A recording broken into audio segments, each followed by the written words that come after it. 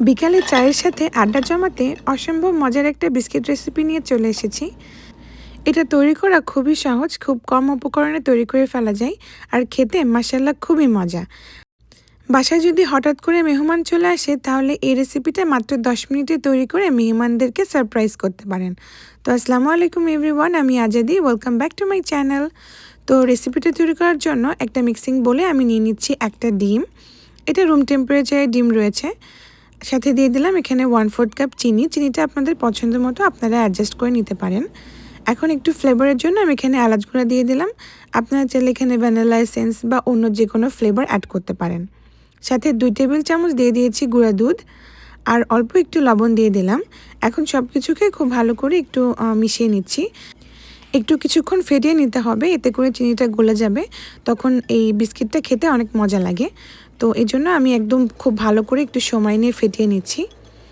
যখন দেখবেন এরকম ফেটানো হয়ে যাবে, এরকম সাদাটে হয়ে যাবে, এই পর্যায়ে আমি এখানে দিয়ে দিচ্ছি 1/2 কাপ সুজি। এটা কাঁচা সুজি, ভেজে নেওয়ার কোনো দরকার নেই। সাথে দিয়ে দিলাম 1/2 কাপ ময়দা। যদি পরবর্তীতে ময়দা আরও লাগে তখন আমি পরবর্তীতে অ্যাড করব। তো এখন সব কিছুকে আবার একটু হাত দিয়ে খুব ভালো করে মথে নিচ্ছি। এটা আমাদের একটা সফট ডো তৈরি করতে হবে। তো এই মেজারমেন্টটা কখনো এরকম 1/2 কাপ ময়দাতে এটা হয়ে যেতে পারে। আবার যদি ডিমের সাইজটা একটু বড় হয় সেক্ষেত্রে একটু আরও ময়দা লাগতে পারে। তো আমার এখানে মনে হচ্ছে আরও একটু ময়দা লাগবে। তো আমি এখানে 1/4 কাপ মতো আরও ময়দা অ্যাড করেছি।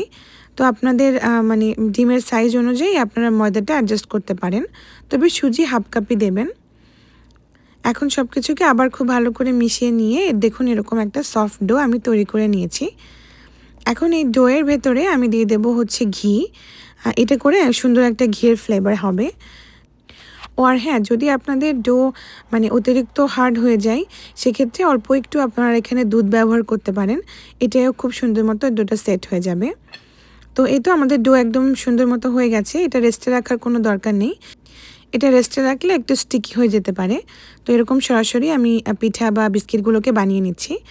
তো আপনারা এটা যে কোনো শেপ করে বানাতে পারেন। আমি একটু ডিফারেন্ট দেখাতে এরকম সাইডটা একটুখানি চিকন রেখেছি, মানে দুই পাশে চিকন রেখেছি, মাঝখানে একটু মোটা রেখেছি, এরকম করে লম্বাটে করে বানিয়ে নিচ্ছি। তো আপনারা চাইলে এটা গোল শেপ বা যে কোনো বিস্কিটের শেপ দিয়ে বানাতে পারেন। তো ঠিক একইভাবে আমি সবগুলো বানিয়ে নিচ্ছি। আর এটা হচ্ছে যে পাত্রে আপনি রাখবেন সেই পাত্রটা অবশ্যই একটু তেল মাখিয়ে নেবেন। এতে করে এইটা হচ্ছে মানে প্লেটের গায়ের সাথে লেগে যাবে না, সুন্দর মতো উঠে আসবে যখন আপনি এটাকে তেলে দেবেন। তো এই তো আমার সবগুলো বানানো হয়ে গেছে আর দেখুন কতটা সুন্দর হয়েছে দেখতে। চলে আসলাম সরাসরি চুলায় ভাজতে। তো আগে থেকে আমি তেল গরম করতে দিয়েছিলাম। তেলটা ডুবো তেল না, মানে হালকা পিঠেটা বা বিস্কিটটা ডুবে থাকে এরকম অর্ধেক ডুবো তেল নিয়েছি। তার ভেতরে আমি দিয়ে দিলাম পিঠাগুলো। এখানে বেশি গরম তেলের ভিতর দেওয়ার দরকার নেই, মিডিয়াম গরম তেলে এটাকে ভেজে নিতে হবে যাতে ভেতর পর্যন্ত খুব ভালো মতো কুক হতে পারে।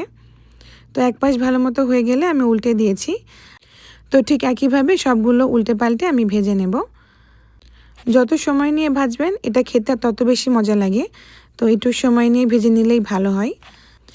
এই বিস্কিটগুলো আপনারা চাইলে একটা এয়ারটাইট বক্সে ভরে প্রায় 1 সপ্তাহ যাবৎ সংরক্ষণ করে খেতে পারবেন। এটা খেতে মাশাআল্লাহ খুব মজার হয়। তো প্রত্যেক সপ্তাহে এরকমভাবে বানিয়ে আপনারা খেতে পারেন। চায়ের সাথে খেতে মাশাআল্লাহ খুব মজা লাগে। এই পর্যন্ত এসে যারা আমার ভিডিওটা দেখছেন আর একটা লাইক দিতে ভুলে গিয়েছেন, তারা অবশ্যই একটা লাইক দিয়ে দেবেন, কারণ আপনার একটা লাইক আমাকে অনেক বেশি উৎসাহ দেয়। আর যদি খুব ভালো লাগে তাহলে আপনার ফ্রেন্ডস অ্যান্ড ফ্যামিলির সাথেও এটা শেয়ার করতে পারেন, দেখবেন সবার খুব পছন্দ হয়েছে। তো এই তো কথা বলতে বলতে আমার সবগুলো বিস্কিট ভাজা হয়ে গেছে আর দেখুন কত সুন্দর কালার চলে এসেছে। এই পর্যায়ে এটাকে আমি তেল ঝরিয়ে একটা কিচেন টিস্যুর উপরে উঠিয়ে নেব।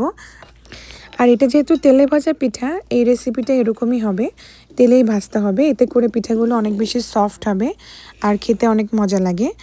যদি চান এটা বেক করতে পারেন, তবে সেক্ষেত্রে এটা সফট হবে না, এটা হার্ড হয়ে যাবে। তো এই তো আমাদের পিঠাগুলো একদম রেডি হয়ে গেছে। শব্দ শুনেই বুঝতে পারছেন ওপরটা বেশ ক্রিস্পি আর ভেতরটা একদম নরম হয়েছে। আর এটা দুধ চায়ের সাথে খেতে মাশাআল্লাহ খুব মজা, মানে আড্ডা জমাতে একদম পারফেক্ট একটা রেসিপি। তাহলে এই তো আজকের মতো এই পর্যন্তই। সবাই ভালো থাকবেন। আর রেসিপিটা কেমন লাগলো অবশ্যই কমেন্ট করে জানাবেন। আর ভালো লাগলে সাবস্ক্রাইব করতে ভুলবেন না যেন। দেখা হবে নেক্সট ভিডিওতে। আল্লাহ হাফেজ।